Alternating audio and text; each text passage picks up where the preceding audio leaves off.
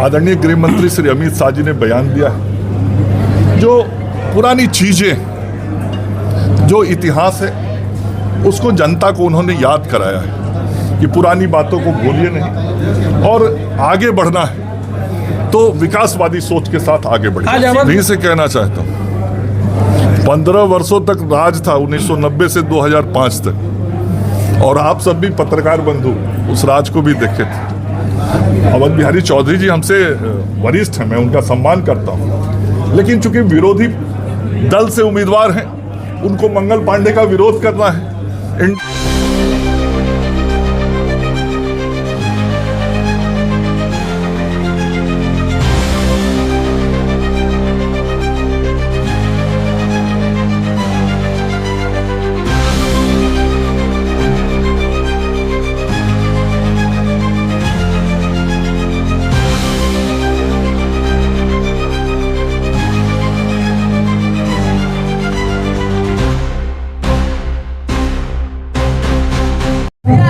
मैं समझता हूं कि आप सब लोग भी सिवान के वरिष्ठ पत्रकार हैं और यहाँ पे जितने विशिष्ट जन इकट्ठे हुए, चाहे वो चिकित्सक हों या अधिवक्ता हों, प्राध्यापक हों या शिक्षक हों या व्यवसायी हों या अन्य समाज के प्रबुद्ध कार्यों से जुड़े हुए लोग हों, इतनी बड़ी संख्या में एक साथ सिवान में कहीं किसी को अपना आशीर्वाद देने के लिए कोई इकट्ठा हो रहा है, तो मकसद और मतलब बहुत साफ आप भी समझते होंगे कि सिवान आज क्या चाहता है, सिवान किधर जाना चाहता है और सिवान एनडीए को किस तरीके से मजबूत करना चाहता है। आज जो सब लोग आए हैं, मुझे लगता है कि ये अपने आप में एक संदेश है कि किस प्रकार से समाज आज एनडीए के साथ खड़ा है, नरेंद्र मोदी जी के साथ खड़ा है, नीतीश कुमार जी, चिराग पासवान जी,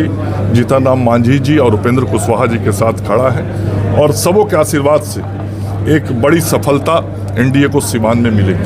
सर, अमित शाह से आए थे, उन्होंने शहाबुद्दीन के दो पुत्र है उसामा साहब, उनके ऊपर निशाना साधे, राजद को जंगल राज की याद दिला रहे थे। इसमें क्या गलत बात उन्होंने कहा? जो आदरणीय गृह मंत्री श्री अमित शाह जी ने बयान दिया है, जो पुरानी चीजें, जो इतिहास है, उसको जनता को उन्होंने याद कराया है कि पुरानी बातों को भूलिए नहीं और आगे बढ़ना है तो विकासवादी सोच के साथ आगे बढ़े। आज अवध बिहारी चौधरी जी अपनी कैंपेनिंग के दौरान उन्होंने कहा कि स्वास्थ्य मंत्री मंगल पांडे जी यहाँ से चुनाव लड़ रहे हैं, सदर अस्पताल की व्यवस्था लचर है, वहाँ क्या मानक होना चाहिए, क्या होना चाहिए, नहीं होना चाहिए, दवा की कमी रहती है, डॉक्टर की कमी रहती है, बिल्डिंग तो खड़ा कर दिए हैं मगर व्यवस्थाएं सही नहीं है। वो सीधे आरोप लगा रहे थे। देखिए, मैं उन्हीं से कहना चाहता हूँ, 15 वर्षों तक राज था 1990 से 2005 तक, और आप सब भी पत्रकार बंधु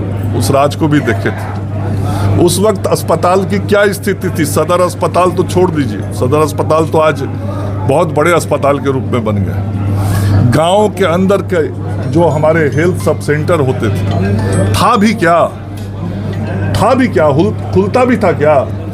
आज वहां भी दवाइयां मिलती हैं। अब चूंकि अवध बिहारी चौधरी जी हमसे वरिष्ठ हैं, मैं उनका सम्मान करता हूं, लेकिन चूंकि विरोधी दल से उम्मीदवार हैं, उनको मंगल पांडे का विरोध करना है, एनडीए का विरोध करना है, तो राजनीतिक बयान देंगे। लेकिन उनका दिल भी जानता है, जब वो विधानसभा के अध्यक्ष अभी कुछ दिनों के लिए थे, मुझे कई कार्यक्रमों में भेंट होता था, तो वही अवध बिहारी चौधरी जी मेरी प्रशंसा वो करते थे। बहुत अच्छा काम आपने किया। सर, सिवान की जनता अगर आपको चुनती है तो सिवान के लिए क्या कुछ सोचा है आपने एक विधायक के रूप में? देखिए, सिवान के विकास के लिए मैं काम करूँगा, और सिवान का विकास, जैसे आज मान लीजिए, आज सदर अस्पताल बना, आज MCH बना है, आज इंजीनियरिंग कॉलेज बना है, आज सिवान का सीसवन ढाला का जो ROB, जो आप सब लोग भी, मैं भी बचपन से एक सपना जैसा था, आज उसके काम की शुरुआत हमने करवाई है। यदि आंध्र तक के रोड के चौड़ीकरण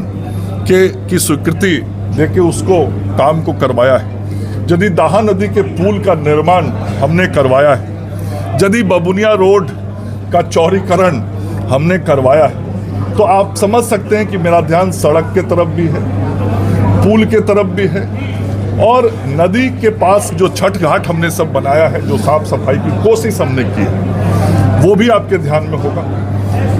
उद्योग धंधे लगे, उसकी भी कोशिश हमने की है।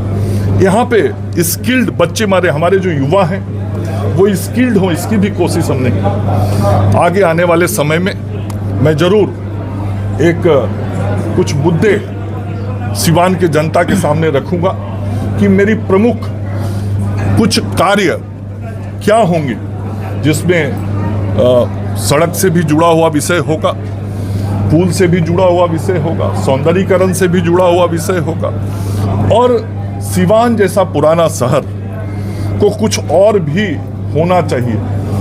वो सारी बातें मैं सिवान की जनता के सामने अगले कुछ दिनों में बताऊंगा कि हमारी प्राथमिकताएं क्या होंगी। लेकिन मैं ये जरूर कहना चाहता हूं कि जो हमारी प्राथमिकताएं होंगी उसमें समाज के सभी वर्ग का भी हम ध्यान रखेंगे, और इस सिवान को और अच्छा शहर, बेहतर शहर, सीवरेज के दृष्टि से भी और बेहतर व्यवस्था, जो एसटीपी की स्वीकृति मिली है, उस एसटीपी की स्वीकृति का क्रियान्वयन कैसे यथाशीघ्र हो, उसके लिए सिवान, मैं जब पथ निर्माण का मंत्री था तो ये जो सिवान गोपालगंज आज एनएच पे आप तेजी से हम सब लोग निकल जा रहे हैं, उसको भी शुरू उस वक्त मैंने ही किया था। तो उस पर भी ध्यान है कि सिवान की सड़कों के जाम को कैसे कम करता है, उसके लिए क्या व्यवस्थाएं बने, तो हर चीज पे ध्यान है।